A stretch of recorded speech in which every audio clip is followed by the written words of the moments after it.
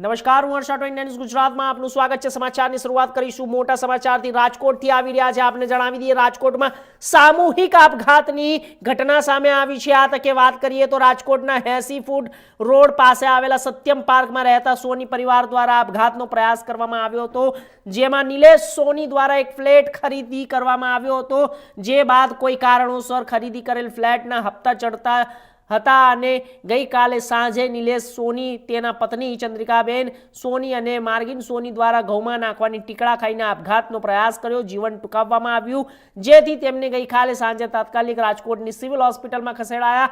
સારવાર અર્થે ખસેડવામાં આવતા ત્યારે હાલ આપઘાતનો પ્રયાસ કરનાર સોની વેપારીની હાલત સ્થિર હોવાનું જણાવ્યું છે। ઘટનાની જાણ થતાં સ્થાનિક પોલીસ તથા થોરાડ પોલીસ દ્વારા તત્કાલ આપઘાતનો પ્રયાસ કરનાર સોની પરિવાર લોકોને નિવેદન લઈને વધુ તપાસ હાથ ધરવામાં આવી રહી છે।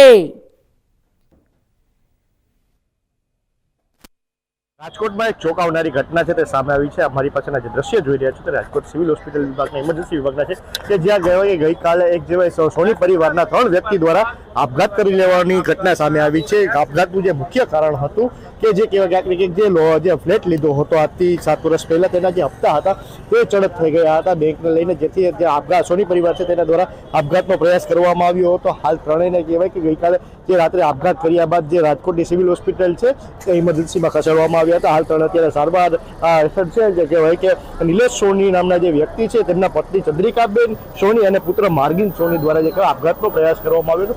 જે આપઘાત જે કહેવાય કે ઘઉંમાં નાખવાના જે ટીકડા હોય છે, જે ઘઉંમાં જે જીવાતો પડી જતી હોય છે તેના માટે જે ટીકડા નાખવામાં આવતા હોય છે, તે ટીકડા નાખવાના જે ઘઉંમાં ટીકડા નાખવાના હોય છે તેનાથી તેને આપઘાતનો પ્રયાસ કર્યો હતો। આપઘાતનું જે મુખ્ય કારણ સામે આવ્યું છે તો ફક્ત ને ફક્ત તે જ છે કે જે રીતે લોન લીધી હતી ફ્લેટ લેવા માટે અને જે તેના હપ્તા હતા તે ચડત થઈ ગયા હતા, જે પરિવાર દ્વારા અથાગ મહેનત કરતા જે લોનના હપ્તા છે તે પૂર્ણ ન થતા, ક્યાંક ને ક્યાંક ભરપાઈ ન થતા પરિવાર દ્વારા જે કહેવાય પગલું ભરવામાં આવ્યું હતું।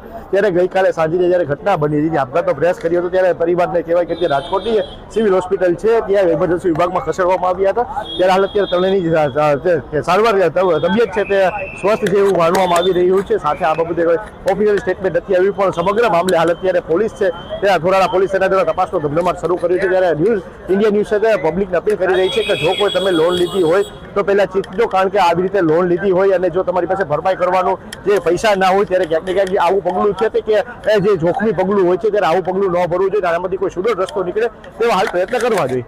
કેમેરામેન હાર્દિક ઘોડે સાથે પ્રતિક નિમાણી, ઇન્ડિયા ન્યૂઝ।